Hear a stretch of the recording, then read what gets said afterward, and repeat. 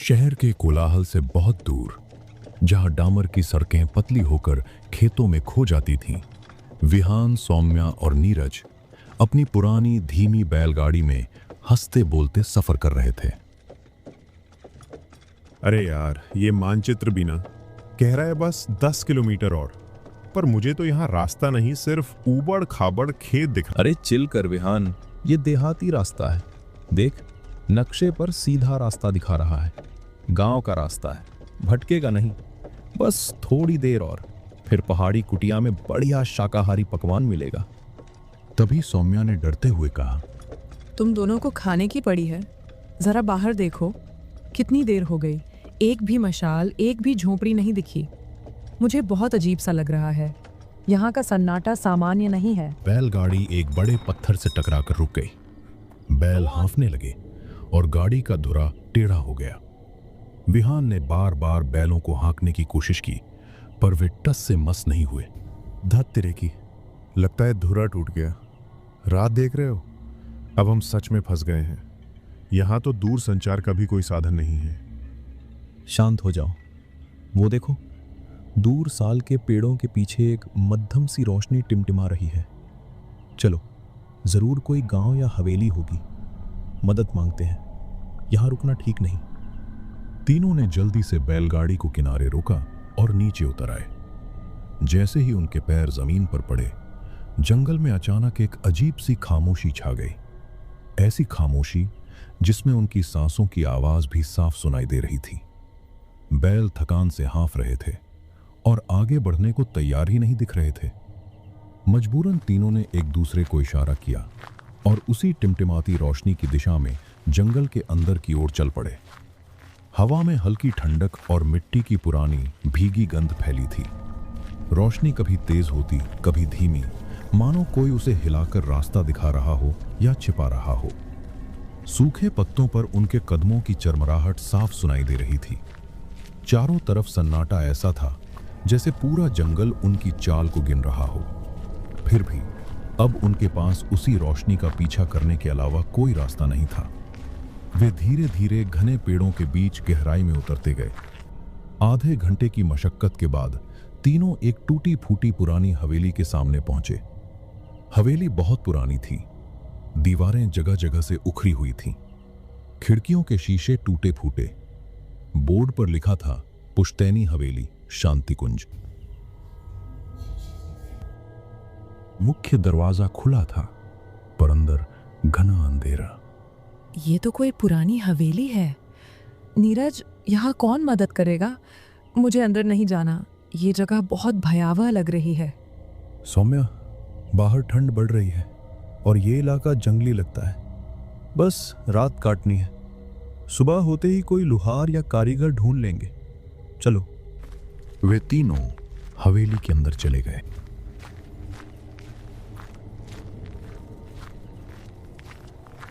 हवेली के पीछे के दालान में एक बुजुर्ग व्यक्ति मिट्टी के दिए लिए बैठे थे। उनकी आंखें गहरी थीं, चेहरा झुर्रियों से भरा। कौन हो तुम लोग? इस पहर में यहां क्या कर रहे हो? बाबा प्रणाम। हमारी बैलगाड़ी खराब हो गई है। हम शहर से आ रहे थे, रास्ता भटक गए। क्या हमें रात भर रुकने की जगह मिल सकती है? बस सुबह तक। रुक तो सकते हो बच्चों, पर यह जगह ठीक नहीं है। ये हवेली रात में अकेली नहीं रहती। मतलब यहाँ और कौन है? भटकती आत्माएं रहती हैं। बाबा ने उन्हें हवेली के एक छोटे कमरे में बिठाया। फर्श पर पुरानी चटाई बिछी थी। दीवार पर पुरानी तस्वीरें, राजा महाराजाओं की, पर सब धुंधली। बाहर हवा जोर से चल रही थी। पेड़ों की शाखें खिड़कियों से टकरा रही थी। भटकती आत्मा? वो क्या होता है बाबा? कोई डाकू? डाकू नहीं बेटा। 70 साल हो गए। यहां एक मालकिन थी, श्रीमती रमा देवी। बहुत कठोर थीं। एक दिन प्रेम नाम के सेवक ने गलती की। उन्होंने उसे अमानवीय सजा दी, बहुत यातना दी। सेवक उसी रात हवेली के तहखाने में कूद गया। तब से। अरे बाबा, आप भी क्या बातें करते हैं? भटकती आत्मा, ये सब 70 साल पुरानी बातें हैं। हम शहर के लोग हैं, हमने तर्क पढ़ा है। ये भूत प्रेत सिर्फ किताबों की कहानियों में अच्छे लगते हैं। दिए की लौ हिली। अचानक बाहर से एक आवाज आई, जैसे कोई बच्चा, सेवक का बेटा, सिसक रहा हो। ये क्या था बाबा? बाहर कोई रो रहा है। साफ आवाज आई, वो वही है। रात गहरा रही थी। बाबा ने कहा कि वो बाहर आंगन में पहारा देंगे। तुम तीनों कमरे से बाहर मत निकलना, चाहे कुछ भी हो जाए। इतना कहकर बाबा वहां से चले गए। तीनों कमरे में अकेले थे। मुझे यहाँ एक पल भी नहीं रुकना है। अजीब सी घुटन हो रही है, तुम्हें नहीं लग रहा? सोने की कोशिश कर सौम्या, बस कुछ घंटे और, सुबह होते ही हम निकल जाएंगे। ये सब बाबा की कल्पना है और कुछ नहीं। तभी दीवार पर एक छाया हिली, एक लंबा विकृत सा साया, जैसे कोई उनके बीच खड़ा हो। सौम्या की दबी हुई चीख निकली। वो देखो, दीवार पर कोई है। साया गायब हो गया। दीवार साफ थी, सिर्फ पुरानी धूल। कहाँ? कुछ नहीं है। देखो, सिर्फ धूल है। तुम बस डर रही हो और कुछ नहीं। नहीं, मैंने साफ देखा, वहां पर साया था। देखो सौम्या, वहां पर कुछ भी नहीं है। तुम बाबा की बातें सुनकर डर रही हो। अब चलो चुपचाप सो जाओ। हम 3 सुबह यहां से निकल जाएंगे सुरक्षित। और वो तीनों अब सोने लगे और कमरा अचानक एकदम ठंडा हो गया था। आधी रात को विहान को प्यास लगी। पानी का कलश बाहर आंगन में था। वो धीरे से उठा ताकि सौम्या की नींद न टूटे। दबे पांव वो बाहर चला गया। विहान जब बाहर आया, बाहर बाबा नहीं थे, सिर्फ उनका दिया जल रहा था। उसकी लौ अजीब नीली पड़ गई थी। अचानक उसे लगा कि कोई उसके ठीक पीछे है। उसने मुड़कर देखा। एक छोटा सा लड़का, मैले कपड़े पहने, गलियारे के अंत में खड़ा था। उसकी आंखें, वे सिर्फ काले गड्ढे थीं। मालिक, मुझे बहुत तकलीफ हो रही है। लड़का धुएं की तरह गायब हो गया। विहान ये देखकर घबरा गया और वहां से कमरे की तरफ भागा। विहान दौड़ता हुआ कमरे में आया और जोर से दरवाजा बंद कर दिया। मैंने उसे देखा। वो सच है। किसे? किसको देखा विहान? क्या हुआ?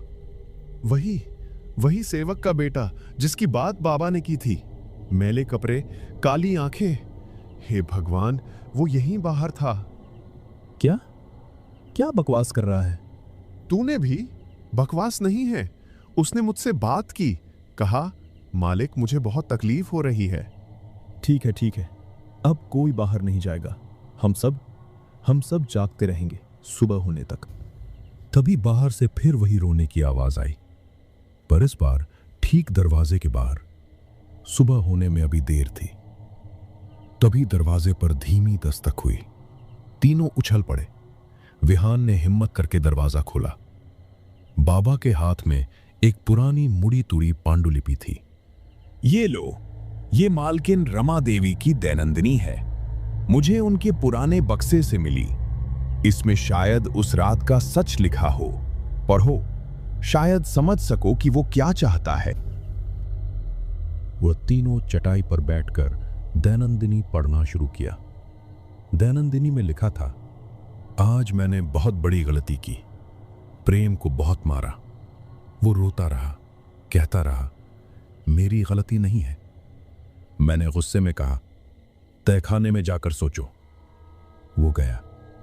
सुबह उसका शरीर नीचे था। मैंने किसी को नहीं बताया कि मैंने उसे तहखाने में भेजा था। सौम्या की आंखें नम हो गईं। ये तो बहुत भयानक है। मतलब बाबा, ये सब सच है? वो सेवक, वो मरना नहीं चाहता था। सच है बेटी। और अब वो आत्मा यहां भटकती है उस सेवक की, और कभी कभी उस मालकिन की भी, एक माफी के लिए, एक प्रायश्चित के लिए।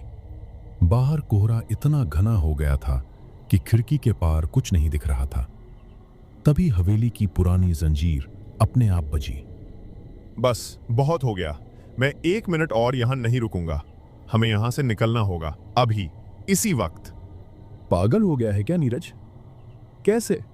बैलगाड़ी बाहर टूटी पड़ी है और इस अंधेरे कोहरे में कहाँ जाएंगे? बाहर निकलना ज्यादा खतरनाक है। वो सही कह रहा है बेटा, बाहर मत निकलना। सुबह गांव से कोई ना कोई जरूर आएगा, पर ये रात अभी बाकी है और ये सबसे मुश्किल घड़ी है। तीनों ने फैसला किया कि वे कमरे के अंदर ही रहेंगे, चाहे कुछ भी हो जाए। पर अब डर सिर्फ डर नहीं था, वो दहशत बन चुका था। तभी एक और आवाज आई, दैनंदिनी में जिक्र की गई दूसरी आवाज, जैसे कोई औरत गलियारे में चीख रही हो। प्रेम, कहाँ है मेरा प्रेम? किसने छिपाया है उसे? मुझे मेरा सेवक वापस दो। सौम्या ने जोर से अपने कान बंद कर लिए। उसकी आंखें दहशत में फैली थीं। नहीं नहीं, प्लीज बस करो, हमें जाने दो, हमने कुछ नहीं किया। बाबा, इनसे कहो हमें जाने दें। रात का आखिरी पहर शुरू हुआ। दिए की लौ जो अब तक उनका साथ दे रही थी, जोर से फड़फड़ाई और बुझ गई। नहीं नहीं बाबा, दिया ये बुझ गई। कमरा अंधेरे में डूब गया। अचानक कमरे में बर्फीली ठंडक बढ़ गई, इतनी कि उनके दांत किटकिटाने लगे। और फिर एक सिसकी जो विहान के कान के ठीक बगल में सुनाई दी। भैया, मेरे साथ खेलोगे? मैंने सुना, उसने मेरा नाम लिया। उसने कहा, भैया खेलोगे?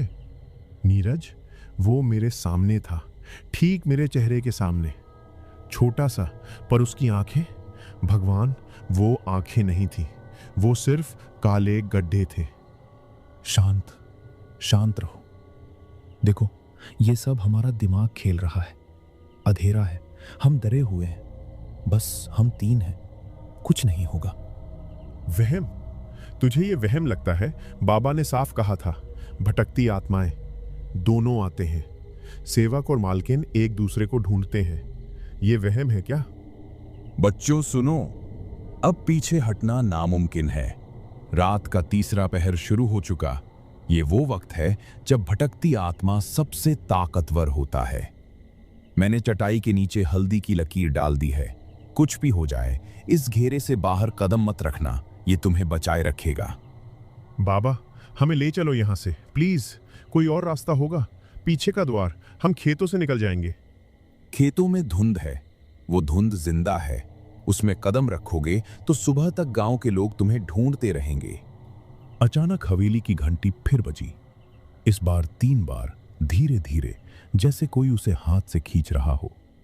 इसमें लिखा है, जब घंटी 3 बार बजे, मतलब प्रेम आंगन में है। वो हमें बुला रहा है। तो चलो, मैं ऐसे छुपकर नहीं बैठ सकता। अगर वो बस एक सेवक है तो मैं उससे बात करूंगा। शायद वो बस डराने के बजाय कुछ कहना चाहता हो। पागल हो गए हो विहान? बाबा ने मना किया है, उस घेरे से बाहर नहीं जाना। मैं यहां बैठकर अपनी मौत का इंतजार नहीं करूंगा। अगर वो सेवक है तो मैं बात करूंगा। विहान गलियारे की तरफ चल दिया। अंधकारमय था। दीवारों पर पुरानी तस्वीरें अब हिलती हुई लग रही थीं। वो धीरे धीरे आगे बढ़ा, बाबा उसके पीछे पीछे। देखो बेटा, जमीन पर निशाना छोटे पैरों के गीले निशान, ये प्रेम के हैं। विहान ने देखा फर्श पर गीले पैरों के निशान, जैसे अभी अभी कोई पानी से निकला हो। यूं निशान सीधे दालान की ओर जा रहे थे। विहान अंदर घुसा। कमरे में ठंडक थी।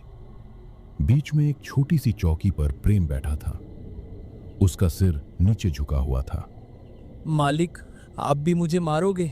मालकिन ने कहा था अच्छे सेवक जिद नहीं करते, पर वो खुद मारती थी। नहीं प्रेम, मैं नहीं मारूंगा। बताओ, तुझे क्या चाहिए? मुझे माफी चाहिए मालकिन से। वो मुझे ढूंढती हैं हर रात, कहती हैं प्रेम कहीं भागा, पर जब मैं सामने आता हूं वो मुझे पहचानती नहीं। पीछे से बाबा ने विहान को खींचा। बात मत कर, मत छूना उसे। वो अब सेवक नहीं, वो भटकती आत्मा है। विहान पीछे हटा। प्रेम उठा और मुस्कुराया। विहान और बाबा दौड़ते हुए कमरे की तरफ भागे। विहान और बाबा दौड़ते हुए कमरे में वापस आए। दरवाजा बंद किया। मैंने उसे देखा, वो सच है। तभी बाहर से उस औरत की चीख आई। प्रेम, दालान में आओ अभी। साथ ही बच्चों की खोखली हंसी गूंज उठी। रुको, अगर प्रेम माफी मांगे तो मालकिन उसे ले जाएंगी, दोनों चले जाएंगे। विहान, हमें उन्हें मिलाना होगा, यही एक रास्ता है। गलियारे में सन्नाटा। फिर तीनों बाहर निकले। प्रेम, हम खेलेंगे, पर शर्त है, अपनी मालकिन को भी बुलाओ। दालान के बाहर मालकिन रमा देवी खड़ी थी। साड़ी फटी, बाल बिखरे, आंखें लाल और शरीर पूरा जला हुआ। कहाँ है मेरा प्रेम? तुम लोगों ने उसे छिपाया है? नहीं मालकिन, वो आपको ढूंढ रहा है, वो आपसे माफी मांगना चाहता है। माफी? मैंने उसे मार डाला, अब माफी कौन देगा? मालकिन, मैं यहाँ हूँ। मालकिन, मुझे माफ़ कर दो, मैंने उस दिन आपकी बात नहीं मानी, मैंने गलती की थी। प्रेम, मेरा बच्चा, गलती तुमने नहीं, मैंने की थी। दोनों एक दूसरे से लिपट गए और एक तेज रोशनी में धुंध बनकर गायब हो गए। अचानक हवेली में रोशनी हुई। सुबह हो गई थी। जैसे ही सूरज की पहली किरणें हवेली की टूटी खिड़कियों से अंदर आईं, रात का सारा खौफ छूटने लगा। प्रेम और मालकिन रमा देवी जा चुके थे। सुबह हो गई बच्चों, भटकती आत्मा चली गई, अब तुम जा सकते हो। तीनों थके हारे कांपते हुए बाहर निकले। बैलगाड़ी वहीं खड़ी थी। ये कैसे हो सकता है? ये तो बिल्कुल ठीक लग रहा है। कल रात ये टूट गया था। विहान ने एक पल भी नहीं गवाया। वो बैलगाड़ी पर बैठा, उन्हें हाँका। जो बैलगाड़ी रात भर बेजान पड़ी थी, वो एक झटके में चल पड़ी। विहान ने बैलगाड़ी तेजी से दौड़ा दी। किसी ने पीछे मुड़कर नहीं देखा। वे उस डरावनी हवेली को हमेशा के लिए पीछे छोड़ते हुए तेजी से शहर की पक्की सड़क की ओर बढ़ चले।